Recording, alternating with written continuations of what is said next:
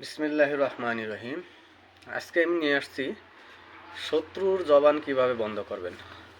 শত্রুর জবান কিভাবে বন্ধ করবেন তার একটা মুজাররব শক্তিশালী আমল নিয়ে আসছি। আসসালামু আলাইকুম রহমতুল্লাহি ওয়া বারাকাতুহু। আশা করি আল্লাহ পাকের অশেষ রহমতে আপনারা ভালো আছেন, সুস্থ আছেন। আলহামদুলিল্লাহ, আমিও ভালো আছি, সুস্থ আছি। কথা হচ্ছে, আমরা যে আমলটা নিয়ে আসছি সেটা হচ্ছে শত্রুর জবান বন্ধ করার আমল। শত্রু জবান বলতে সরাসরি যে সে কথা বলতে পারবে না, কারোর সাথে কোনো কথাবার্তা বলতে পারবে না, তেমন কোনো নয়। এই আমলটা হচ্ছে, আমি প্রথমে আপনাদেরকে একটু প্রথম থেকে একটু বলে যাচ্ছি আর কি। কেমন আমলটা, মনে করেন কেউ আমার সাথে শত্রুতামি করছে, মনে করেন সেই শত্রুতা আমি অনেক কিছু ধারাতে হতে পারে। বিশেষ করে তো বেশিরভাগ মানুষ মুখের ধারাতে মানুষের শত্রুতা করে। যেমন মনে করেন আপনার বদনাম মানুষের সামনে গিয়ে ফিরে, আপনি যেগুলো কাজ নাও করছেন সেগুলো মানুষের কাছে পৌঁছায়। অনেক ধরনের মানুষে মুখের ধারাতে মানুষের শত্রুতামি করে, গীবত করে, অনেক কিছু ক্ষতি করার চেষ্টা করে। তো সেই মানুষের মুখের শত্রুতার কারণে অনেক কিছু মানুষের ক্ষতি হয়। তো সেই শত্রুর মুখ আপনি কিভাবে বন্ধ করবেন, আজকে আমি সেই আমল নিয়ে আসছি। দেখেন, এই স্ক্রিনের মধ্যে আমি একটা নকশা দিয়ে রাখছি।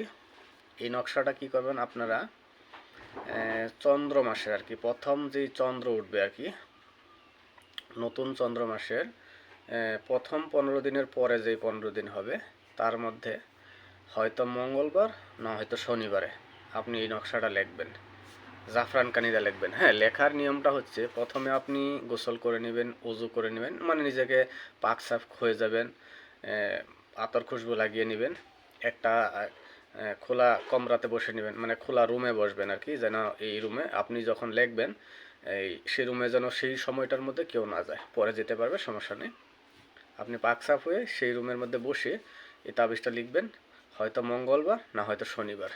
জাফরান কালিতে লিখবেন, এটার শর্ত হলো জাফরান কালিতে লিখবেন। জাফরান কালি আপনারা যে কোনো জায়গায় পেয়ে যাবেন, সমস্যা নেই। তো আপনি জাফরান কালিদা নকশাটাকে লেখলেন। হ্যাঁ, নকশাটা যখন লিখবেন তখন আপনি কি করবেন, মনের মধ্যে আপনি যে মানুষটার প্রতি আর কি এই নকশাটা লিখতেছেন তার প্রতি আপনি খুব মনের ভিতরে আর কি রাগান্বিত হবেন, তার উপরে আপনি খুব খুব প্রকাশ করবেন যে তার জবান বন্ধ হয়ে যাক। আমি আগেই বলছি, জবান বলতে বলে তার এমন জবান বন্ধ হবে না যে সে মানুষের সাথে কোনো কথা বলতে পারবে না, আপনার প্রতি যে যে সে বদনাম গিয়ে ফিরে চুগলি করে, সেগুলো তার বন্ধ হয়ে যাবে, সেটাকে বলে আর কি জবান বন্ধ। আপনি নকশাটা লেখলেন, এবার আপনার কাজ হচ্ছে, দেখেন নিচে লেখা আছে ফালান বিন ফালান।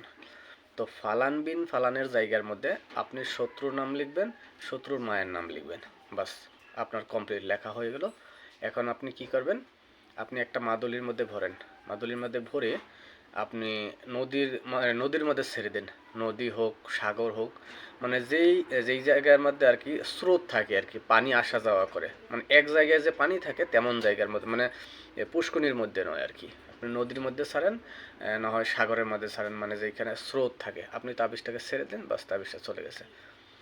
আল্লাহর ফজল ও করমে দেখবেন 1 সপ্তাহের ভিতরে সেই শত্রুর জবান বন্ধ হয়ে গেছে। আপনার প্রতি যে তার ক্ষোভ, তার রাগ, আপনার উপরে যেগুলো শত্রুতা, তার বন্ধ হয়ে যাবে। সে আপনার বদনাম গাওয়া, আপনার চুগলি করা, সব কিছু সে বন্ধ, আপনার বিপক্ষে সে কোনো কথা বলতে পারবে না। সে চাইলেও আপনার বিপক্ষে কোনো কথা বলতে পারবে না। সে যখন আপনার নাম মনে আনবে, তার জবান অটোমেটিক্যালি বন্ধ হয়ে যাবে। সে আপনাকে কোনো মানুষের সামনেও আপনাকে অসম্মান করতে পারবে না। আপনাকে দেখা মাত্রই তার জবান বন্ধ হয়ে যায়। সে চাইলেও, সে ইচ্ছা করলেও সে আপনার প্রতি কোনো রাগ, কোনো ক্ষোভ, কোনো বদনাম করতে পারবে না, ইনশাআল্লাহ। এটা একটা খুব মুজাররব, কোনো শক্তিশালী আমল। যদি আপনারা এটাকে ব্যবহার করেন তাহলে অবশ্যই বুঝতে পারবেন যে আল্লাহর কালামের মধ্যে কত শক্তি রয়েছে। তো এই আমলটার জন্য আমি ইজাজত দিয়েছি, আপনারা সবাই নেক কাজের জন্য করতে পারবেন। এটাকে কোনো অসৎ কাজে ব্যবহার করতে পারবেন না। আপনারা শুধু নেক কাজের জন্য ব্যবহার করবেন। নেক কাজের জন্য আমার ইজাজত রইল আপনাদের সকলের জন্য, আপনারা ব্যবহার করেন আর আমার জন্য দোয়া করবেন। আল্লাহ পাক যেন আমাদের সকলকে ভালো রাখে, সুস্থ রাখে। আজকের জন্য এখানে আমাকে বিদায় দেন, এই শর্তে যে আপনি আপনার খেয়াল রাখবেন, আপনি আপনার কদর করবেন। আসসালামু আলাইকুম রহমতুল্লাহি ওয়া বারাকাতুহু।